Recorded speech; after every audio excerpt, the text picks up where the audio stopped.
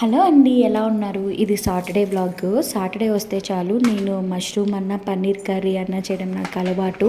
కానీ ఈసారి విష్ణు కొత్తగా బేబీ కార్న్ని తీసుకొని వచ్చాడు. ఫస్ట్ టైం నేను కూడా ట్రై చేయడం, సరేలే చేద్దామనేసి ట్రై చేస్తున్నాను.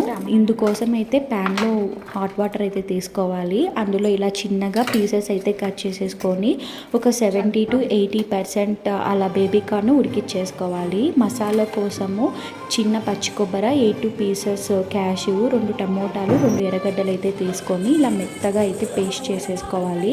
ఇంకా మనకి బేబీ కార్న్ కూడా ఆల్మోస్ట్ 60 to 70% అయితే కుక్ అయిపోయింది.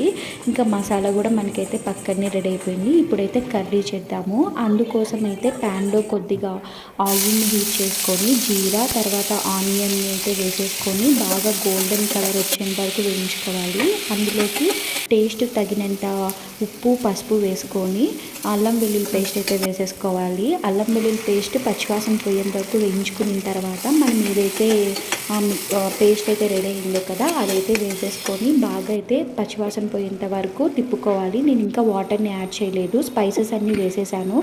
1 స్పూన్ ధనియాల పొడి, గరం మసాలా, తర్వాత జీరా పొడి, కారం అయితే వేసాను నేను. ఇంకా అన్నీ బాగా తిప్పేసుకొని ఇప్పుడు మనము కొద్దిగా వాటర్ అయితే యాడ్ చేస్తున్నాను నేను, కింద అంతా మాడిపోకుండా ఉండడానికి. బాగా తిప్పేసుకోవాలి. ఒక 5 minutes మూత పెట్టేసుకుంటే ఆయిల్ అనేది సపరేట్ అయిపోతుంది కర్రీలో నుంచి.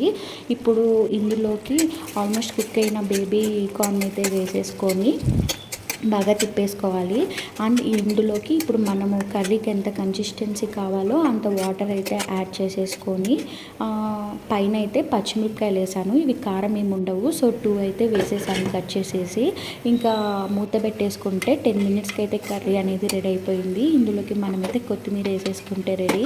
ఇంకొక పక్క అయితే అమ్మ క్యాబేజీతో పకోడా కూడా చేస్తుందన్నమాట. ఆనియన్ పకోడా కన్నా క్యాబేజీ పకోడా చాలా బాగుంటుంది, ట్రై చేయండి. Thanks for watching the video.